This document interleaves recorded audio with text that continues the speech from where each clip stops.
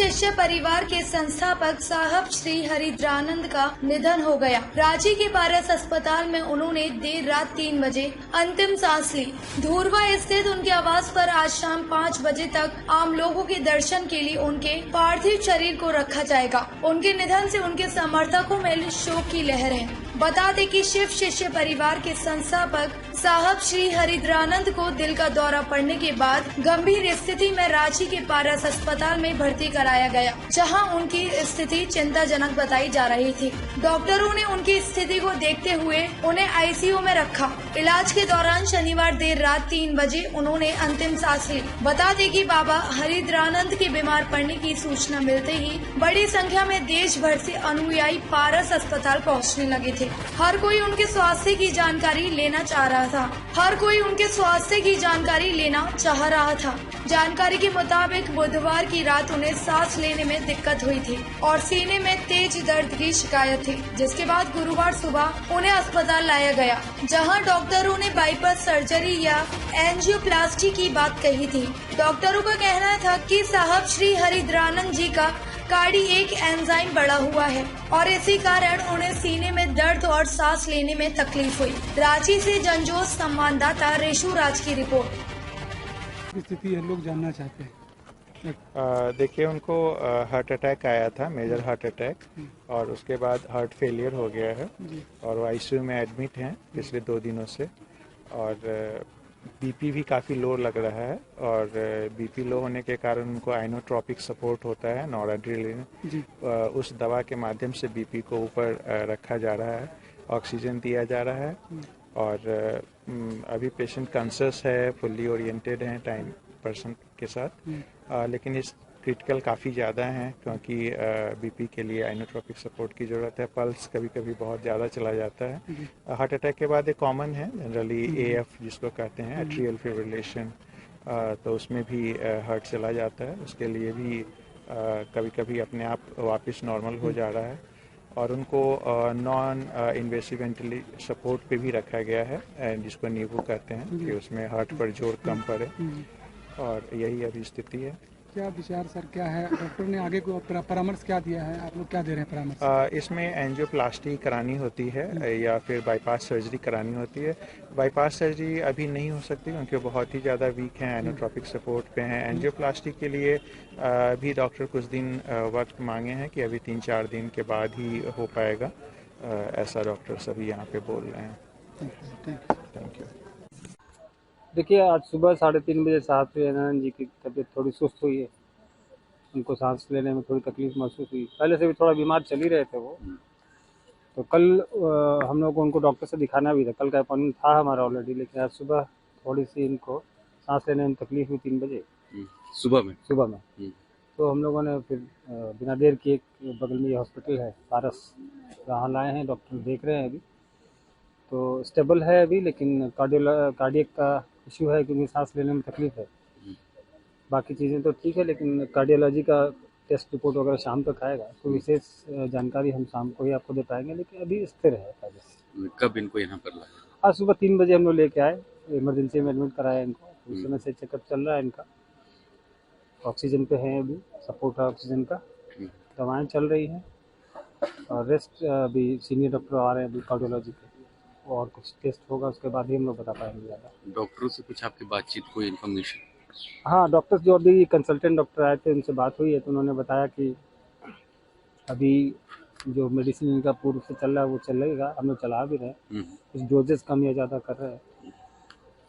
Main issue in लोग का focus, सारे डॉक्टर्स का फोकस कार्डियक पे है कि आखिरकार क्यों इनको ये सांस लेने में दिक्कत हुई। कुछ दिन पहले भी एक बार चक्कर आया था इनका, और ब्लड प्रेशर अनइवन क्यों हो रहा है। अच्छा, तो ये बीपी का भी ब्लड प्रेशर का है पुराना, शुगर और ब्लड प्रेशर के पुराने मरीज हैं। अच्छा। तो फाइंडिंग्स अभी आएगी, जब तक कि सारी जांच रिपोर्ट नहीं आती है अभी कुछ कहना जल्दबाजी होगी, लेकिन कार्डियक से संबंधित समस्या है। अच्छा, पूर्व में भी इनको दिक्कत हुई, अचानक से ये फिर 3 बजे कैसे? ये पूर्व में हल्की फुल्की समस्या होती रहती थी, लेकिन अभी ये पहली बार इनको किसी अस्पताल में भर्ती कराया गया 74 साल की उम्र में, पहली बार। आज तक इन्होंने कभी हॉस्पिटल का मुंह नहीं देखा। अच्छा। वो दूसरे के लिए जाते रहे, लेकिन अपने लिए, खुद के लिए पहली बार आए। तो हम लोग उम्मीद करेंगे, दुआ करेंगे, सारे लोग से अनुरोध करेंगे कि आप लोग भी उनके लिए महादेव से दया मांगे कि साथ जल्दी स्वस्थ हो और वापस तो अभी इमरजेंसी वार्ड में वो है। अभी आईसीयू में है और आईसीयू में अभी डॉक्टर्स रखेंगे। देखा जा रहा है कि भक्त लोग भी, तमाम लोग धीरे धीरे पहुंच रहे हैं, जो कि बड़ा श्रद्धा उनके प्रति रहता है। हम लोगों ने तो अपनी तरफ से प्रयास किया है कि आप लोग जो जहाँ है वहीं से इनके लिए दया मांगे महादेव से। जो हॉस्पिटल है, यहाँ हॉस्पिटल की व्यवस्था है, सब लोग अंदर जा भी नहीं सकते। लोगों की भावना हम लोग समझ रहे हैं, वो लोग देखना चाहते हैं, साहब को मिलना चाहते हैं उनसे, लेकिन उनके स्वास्थ्य के लिए भी उचित नहीं है कि हर आदमी हॉस्पिटल के अंदर जाए। और उनके अलावा और भी पेशेंट हैं हमारे, तो उनकी सुरक्षा भी है, स्वास्थ्य संबंधी समस्या भी है। तो लगभग 1.5 महीने से साहब की तबीयत थोड़ी खराब चल रही थी। टाइफाइड का निकला था उनका, उसकी दवा चल रही थी। अच्छा। और फिर भी फीवर उनको आ ही रहा है। और कल रात में थोड़ी कमजोरी ज़्यादा बढ़ गई और सुबह 3 बजे के लगभग में सांस लेने में उनको कठिनाई होने लगी। तो हम लोग हॉस्पिटल में लेकर आए, उनको एडमिट किया गया है। अभी ऑक्सीजन लगा है और हार्ट का सारा जांच हो रहा है। कार्डियक के डॉक्टर आएंगे तो सारा रिपोर्ट देंगे। लेकिन लोगों से मेरा अनुरोध है कि जो जहाँ हैं वहीं रहे और महादेव से दया मांगे साहब के लिए, उनके अच्छे और स्वस्थ जीवन के लिए।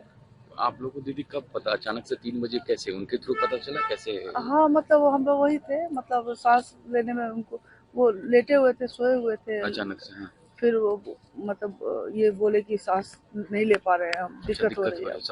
हाँ। तो ये सुबह कितने, मैंने यहाँ कब एडमिट करवाया गया? यहाँ 3 बजे सुबह में। 3 बजे सुबह में। तो डॉक्टर परामर्श करते हैं? हाँ, डॉक्टर थे उस समय, मेडिसिन के एक्सपर्ट डॉक्टर थे, तो उन्होंने ही देखा और आगे की जो कार्रवाई थी उनकी उन्होंने की है। लेकिन क्योंकि थॉरो जांच होना जरूरी है कि किस कारण से ऐसा हो रहा है उनको। तो इसमें पहली बार ऐसा हुआ है इतने सालों में कि पहली बार हुआ? हाँ, सांस लेने में दिक्कत तो पहली बार ऐसे हुई है, पहली बार। आप तो लोग तो साये की तरह रहते हैं, कितना दुख होता है, क्योंकि लाजमी सी बात है कि आप लोग साथ में। देखिए, हम लोग साथ रहते हैं तब भी, लेकिन लाखों करोड़ लोग ऐसे हैं जो उनके साथ नहीं रहकर भी हमेशा उनके साथ ही रहते हैं, मन से उनके साथ जुड़े हुए हैं। तो हम समझ सकते हैं हम लोग कि हम लोग जितनी तकलीफ में हैं उससे भी ज़्यादा तकलीफ में और लोग भी होंगे। लेकिन अभी धैर्य का समय है, हम लोग धैर्य रखें। और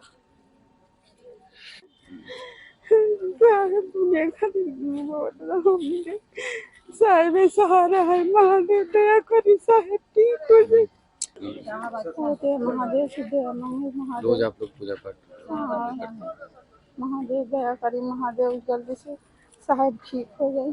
हम लोग सब शीश परिवार दया मांगते हैं जो महादेव जल्दी से ठीक हो जाए। कहाँ से हैं? महादेव दया करें, जल्दी साहब ठीक हो जाए। सारे लोग महादेव से दया मांगे कि ताकि साहब अच्छा जल्दी से जल्दी हो जाए।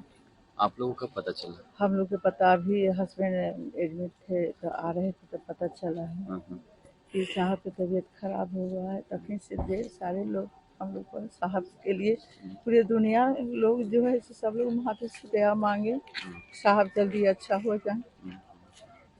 और यही हम प्रार्थना करते हैं, बाकी महादेव दया करें। अनावश्यक हम लोग कोरोना से डर गए। डरना तो इलाज नहीं है, डरना तो मुसीबत का रास्ते निकालने का तरीका नहीं है। हमको लड़ना होगा, हमको आगे बढ़ना होगा और भगवान शिव से दया मांगनी होगी। नमः शिवाय तो शब्द है, शब्दों का बहुत, संबोधन का बहुत प्रभाव नहीं पड़ता। संबंधों में तो भाव का प्रभाव पड़ता है। आपने हमें नमः शिवाय किया, क्या हमारे आपके मन ने उस शिव को प्रणाम किया? प्रणाम का भाव आया? अगर प्रणाम का भाव आ रहा है, अगर शिव को प्रणाम करने की मन स्थिति बन रही है, तो नमः शिवाय बहुत जरूरी है। नमः शिवाय का सहारा लेके शिव को प्रणाम किया जाए, ठीक है, सारा में काम करता है वो, लेकिन नमः शिवाय का सहारा शिव को प्रणाम करने